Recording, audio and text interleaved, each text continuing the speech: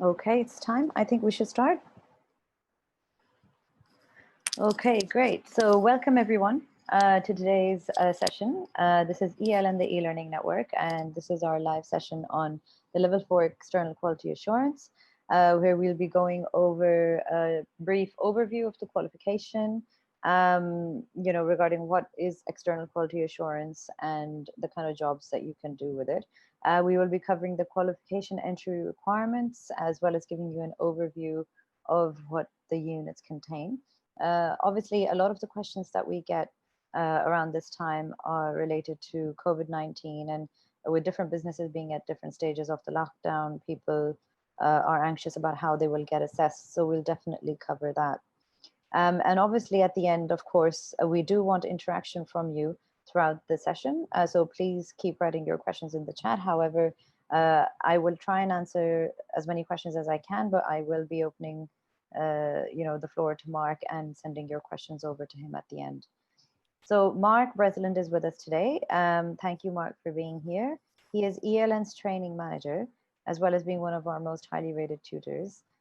He does deal with a few different subjects, but definitely the EQA as well, since he himself is a certified external quality assurer and actually works as an external verifier for a few awarding bodies. And as you can see, loads of training experience in various sectors across different countries, and has done most of the qualifications himself as well. So I'm sure you'll learn a lot in today's session. Just the ground rules are very brief. Basically, just keep writing your questions in the chat, like I said, and we'll take them up with Mark at the end. And yeah, that's pretty much it from my side. So Mark, I'll hand it over to you. Thank you very much, Sana. Good afternoon, everyone. I hope you're all very well this Friday afternoon. Welcome to ELN's webinar on external quality assurance. My name's Mark, as Sana has already introduced me. So let's get cracking on. So we'll start off with the basics, okay, and give you a brief overview of what exactly is external quality assurance. External quality assurance seeks to ensure that assessment and internal quality assurance practices are conducted in a consistent, safe, and fair manner. The process must take place on behalf of an awarding body, or sometimes known as an awarding organisation, for each accredited centre which offers their qualifications. For example, training providers, colleges, locations of further education. Awarding organisations themselves developed high quality qualifications that meet the needs of both employers and learners. Some additional functions of external quality assurance, it enables support, advice and communication with centre staff, i.e. training providers, on all aspects of the qualifications which they deliver, and also helps in the continuing professional development requirements that their staff may indeed need. As mentioned before, it ensures quality and compliance in all aspects of not just assessment, but very important, training also. And again, internal quality assurance, that process that takes place prior to any work even leaving the training providers to go to the awarding body. And obviously as well, all this in place will mean that the reputation and credibility of the qualifications, the training provider and the awarding organisation remains intact. External quality assurance also carries out centre focus visits and ensures that any records are done correctly and maintains records of these visits. Okay, so it's another function of EQA. With that, it ensures centre staff comply with required assessment strategies. So every qualification, every training provider should have in place a assessment strategy, which lays out how they assess their qualifications. And what the external quality assurance does is make sure that that assessment strategy, is accurate and is consistent with the standards of the awarding body. And obviously as well, last but not least, it monitors issues and trends such as appeals, complaints, and equal opportunities for learners within training providers. So who exactly are external quality assurers? Well, as mentioned, they monitor a centre's processes and practices, and they themselves make sure that they meet all the awarding organisation, qualification, and regulatory requirements. Okay, so that's what the EQA's #1 focus is. The role is not just about ensuring compliance, however, it's also about supporting the centre staff and giving advice and guidance to help them improve. Some other roles and responsibilities include communicating, being liaison between training providers and awarding bodies. Lastly, arrange and carry out quality assurance activities. They ensure centre staff can interpret, they understand, and they consistently apply, which is quite an important word, the correct standards and requirements which is laid down by the awarding body. As mentioned before, they ensure that those concerns or issues or trends that are highlighted by learners, by assessors, by trainers, or by staff from the training provider themselves are identified and indeed followed up. In terms of records, EQAs also ensure that staff complete continual professional development. It's quite an important one that training providers do, most do themselves, but it's something that the external quality assurance will ensure is checked also. The external quality assurance process does follow, as you see, a cycle in much the same way as teaching and learning cycles, assessment cycles, and internal quality assurance cycles. So some of these headings you may already be familiar with. Identifying the process or service.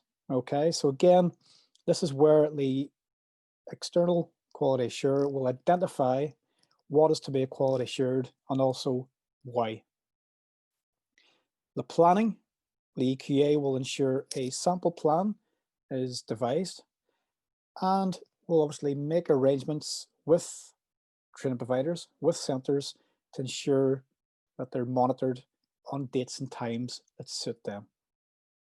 In terms of activity, the EQA will carry out a series of activities such as sampling IQAs, sampling assessors, and obviously learners' work also. Other techniques will be to interview, chat to IQAs, centre staff, assessors, and also learners as well. Observing trainer and assessor performance is quite an important technique as well, and is used quite frequently by external quality assurers to ensure that the practice is getting performed correctly. Also, apart from these sampling techniques, the EQA would also be involved in holding meetings and standardization events for centres. And obviously these events would in turn support and train the relevant staff in the EQA process and anything else obviously that they wish to have feedback and guidance and support on. Decision and feedback, so any findings and judgments that an EQA makes, whether with the training provider direct or their staff, they must make sure that these decisions are followed up with appropriate feedback. Okay, and that's feedback to those people concerned with. Okay, that feedback will obviously contain as well action plans in which assessors, IQAs, centre staff can follow and agree with the EQA on how to properly complete. The last but not least stage, evaluation.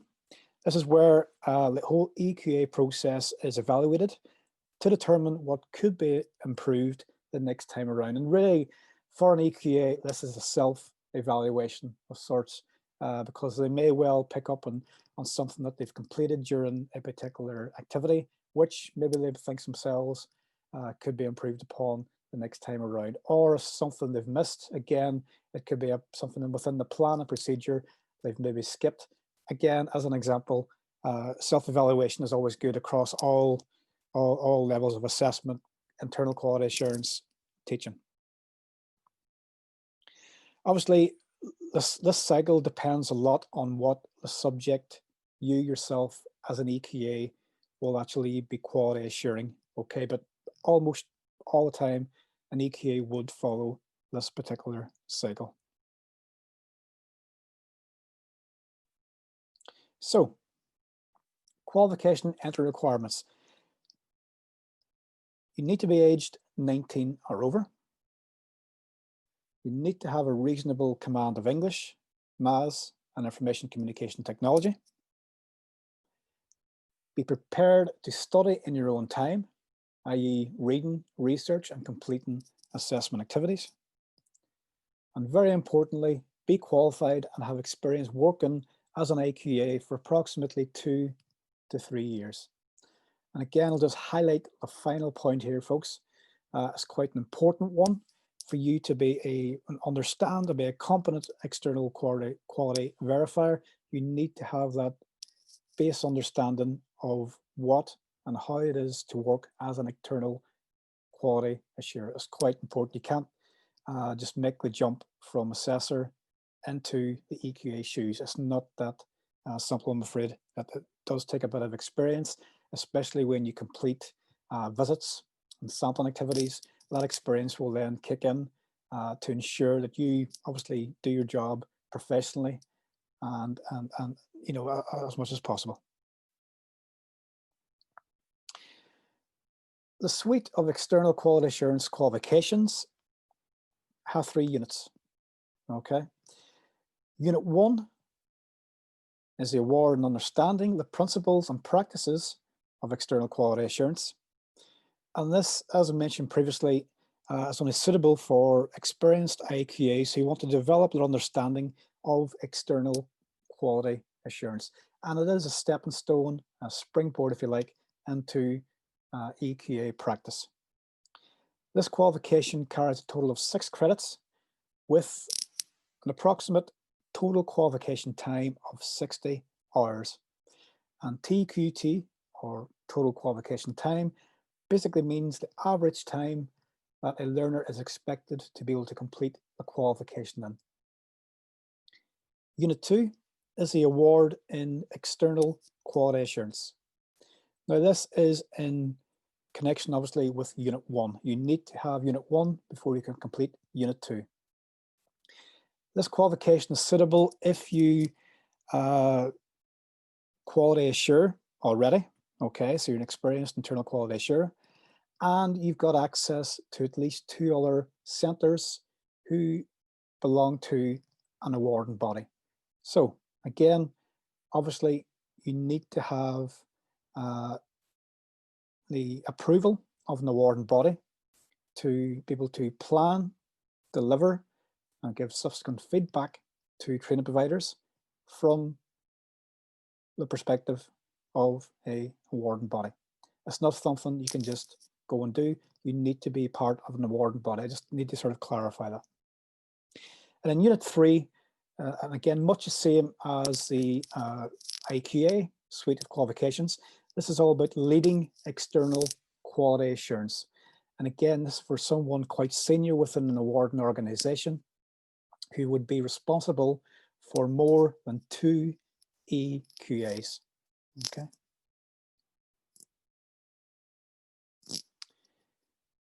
So within e-learning network, we do deliver Unit 1. Okay. And Unit 1 is all about essay style questions, okay, which will help you develop your understanding of the following, okay, functions, principles, and rules of the EQA process.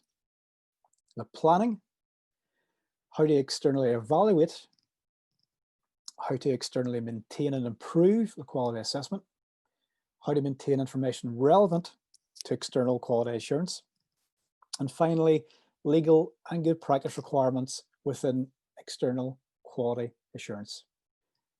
The course itself, Unit 1, is pitched at Level 4. And basically what that means is the standard of your submissions will need to ensure they include not only generic explanations, but also examples from practice. And finally, evidence of having completed research, which will further qualify your answers from your experience and your generic understanding. Very important, okay? This is where that experience from being an internal quality assurer will come into play, because you'll need that information to ensure that these answers are completely, do meet the assessment criteria. Unit 2, okay, which can be completed by yourself, and we can complete the assessment of this qualification. However, the onus is on you to ensure that you have got approval of an awarding body prior to signing up for this qualification. Okay, now obviously you do need to have Unit 1, but if you may have Unit 1 already and you do come to us and you do have an opportunity to work with an awarding body, please let us know and we can discuss your options moving forward. Okay, but just to give you a brief insight into the Unit 2, it does consist of essay-style assignments, but more so performance evidence. And that performance evidence is taken from the external quality assurance environment, the actual working environment within the awarding body. So again, it's crucial that you have that opportunity, and that opportunity is with an awarding body. During this unit, you'll be expected to produce evidence of your planning of the quality assurance activities with at least 2 different locations or centres. As with Unit 1, you'll practically demonstrate how you can externally evaluate the quality assessment and internal quality assurance. You'll practically evidence how you would maintain and improve internal quality assurance processes. You'll provide performance evidence which enables us to ascertain you have managed information which is relevant to the EQA of assessment. And again, finally, demonstrate understanding of being able to maintain legal and good practice requirements whenever you monitor and maintain the quality of assessment.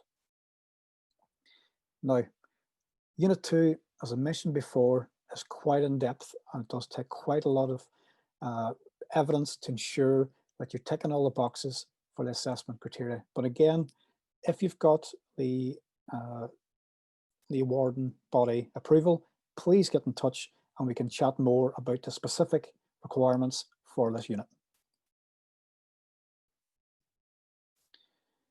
Again, for Unit 2, a brief oversight. You'll be expected to submit learner written statements, evidence of email communication, evidence of meeting minutes and agendas. You'll be expected to provide external quality assurance sampling reports. And again, these are not simulations, these are real-time reports. Assessor observation reports.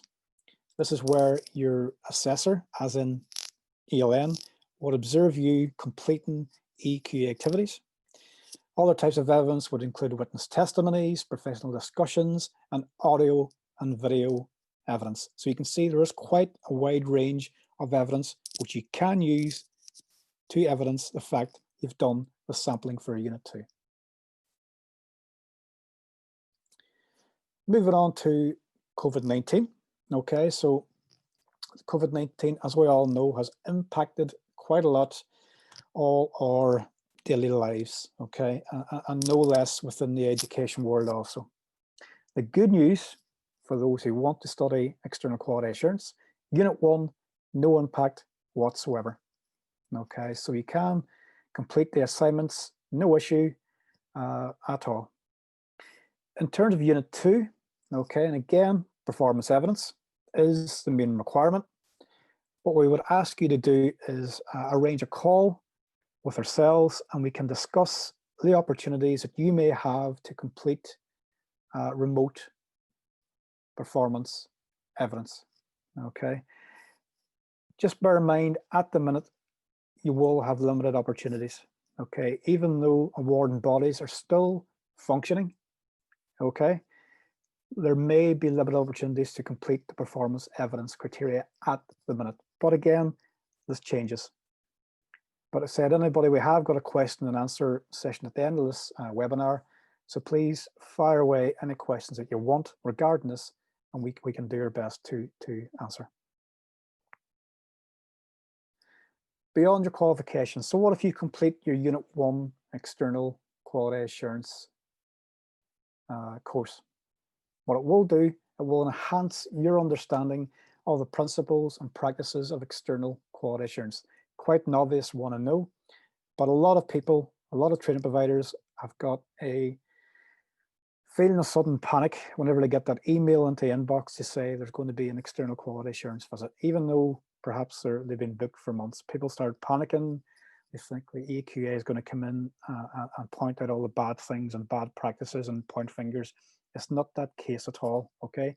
Once you understand the external quality assurance ethos, the rationale behind it, it's actually promoting improvement within your organization, okay? What that does, it doesn't point out faults. It basically gives you actions to ensure that you improve.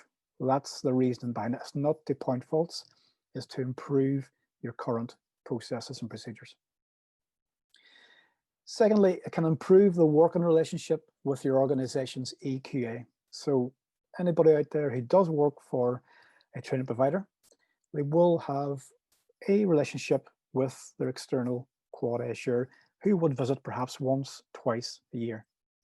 Having a better understanding of the process, of things perhaps they're going to be looking for, asking for, will obviously improve that relationship, okay? Because they give you a better understanding of that particular person, what way they're going to manage that particular visit, and make you less wary of what the process actually entails. Next, improves your organization's readiness and preparation for EQA visits. Connected to the last point, this will put you in a far better position of how to ensure that your organization is properly prepared and ready for that next EQA visit. Now, even though we're in nowadays to the realms of remote EQA visits, they won't be any less rigorous, okay? They will still review and check your organization's sampling, assessing, delivering processes, policies, procedures. All that will still happen remote or not, okay? So this will give you a better understanding. And finally, maybe of some interest, is gain employment with an awarding organization. Now, notoriously, it's quite hard to do this. However, with the EQA Unit 1, it gives you that springboard for your CV, your interview, and selling yourself to all the awarding bodies that are actually around the UK and abroad, okay? You will find if you are seeking employment from the awarding body, if you have Unit 1 EQA, that is sufficient to get your foot in the door. From that foot in the door, you could most likely find that they will actually put you through the Unit 2 of the qualification.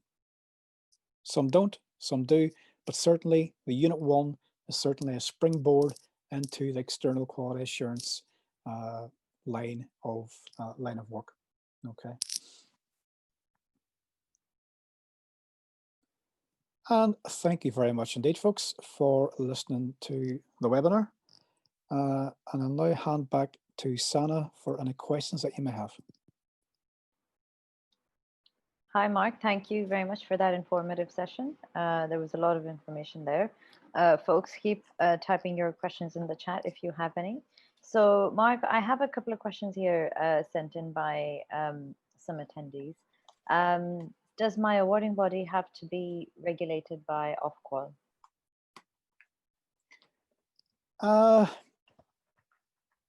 No, I would need to have a chat with that person, but I believe not, as long as it's a recognized awarding body, okay? Because at the end of the day, the performance evidence that you're producing will still be the same if it wasn't on the books with OFQUAL, okay? But obviously, that particular organization needs to be obviously creating and giving qualifications to training providers to deliver. So as long as that structure is in place, I think that's fine. Yeah. Brilliant, thank you. Do we accept work with international agencies like the KHDA, NIV, or Adveti in the UAE? Yes, I don't see any reason why not. And again, if the awarding body is a proper structured organization, subject to perhaps local regulations, that is fine.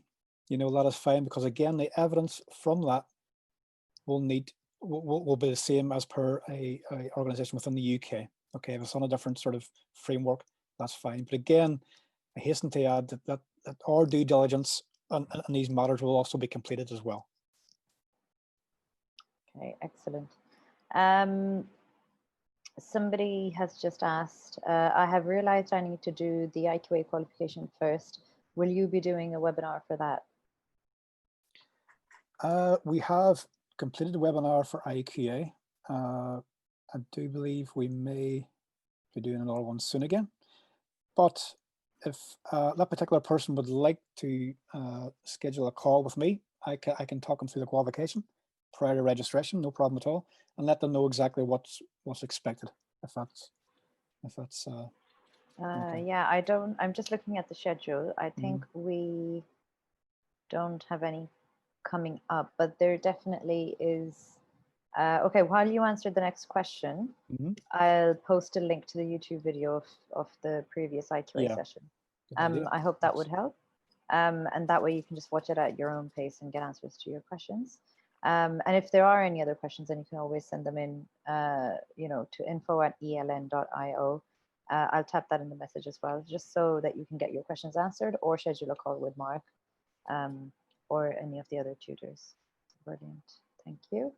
The next question.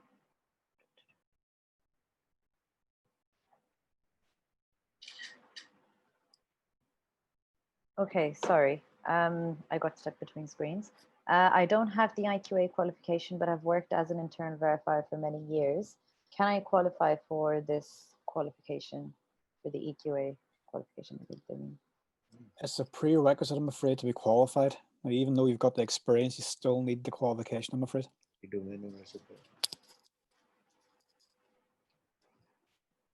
Okay, so you do have to be qualified. That's fine. Thank you, Mark. Do I have to have assessment qualification or experience in order to do this course? No, not at all. IQA is sufficient.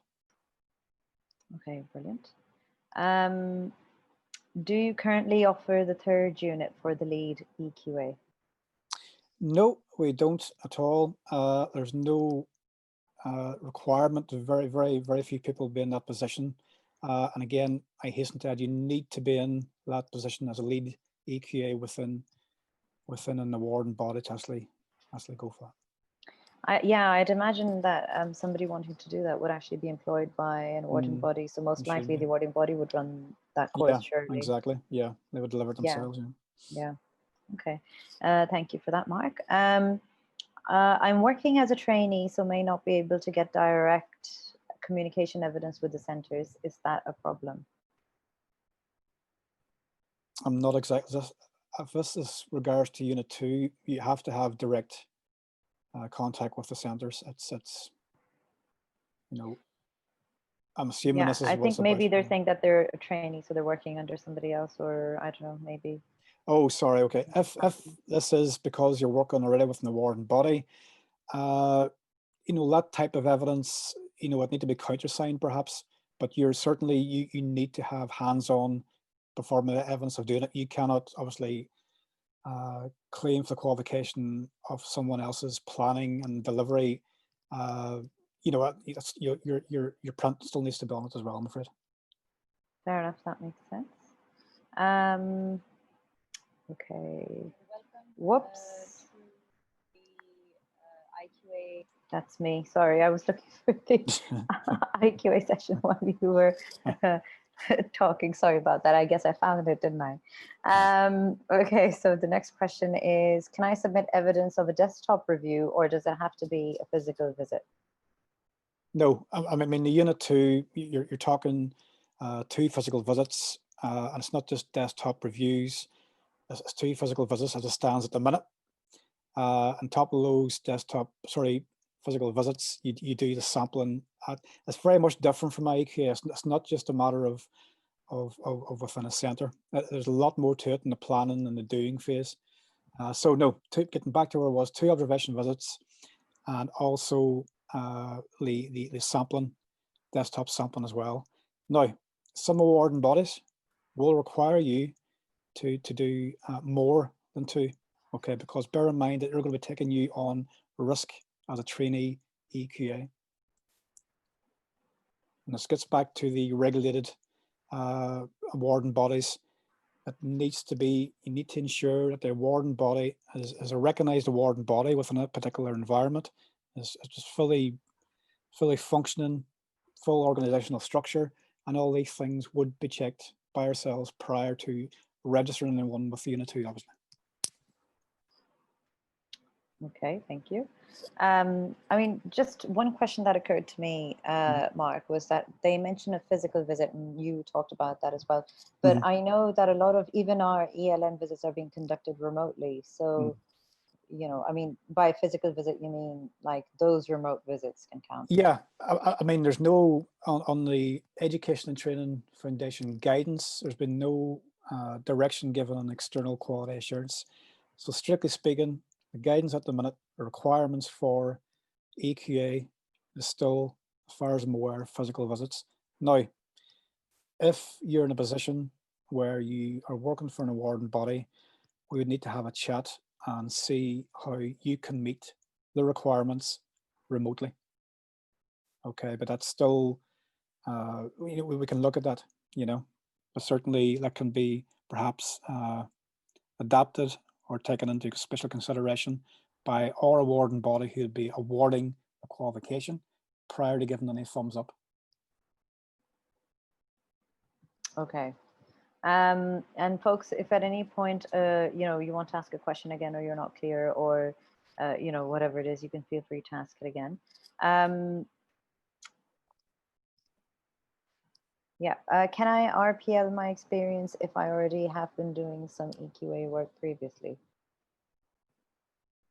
For Unit 2? It's not written here. For either one? No, because we need to, as assessors, we need to observe you doing the job and the performance evidence, and that, you know, that needs to be current in terms of us being able to observe you doing your job, not just because when you imagine those visits with each of the centres happen, there's a planning phase, there's a delivery phase, then there's a follow-up, feedback, addressing actions, etc. So it's all one complete thread. So RPL from a while ago is not going to necessarily connect to me observing you or someone observing you now. So those are 2 distinct ones.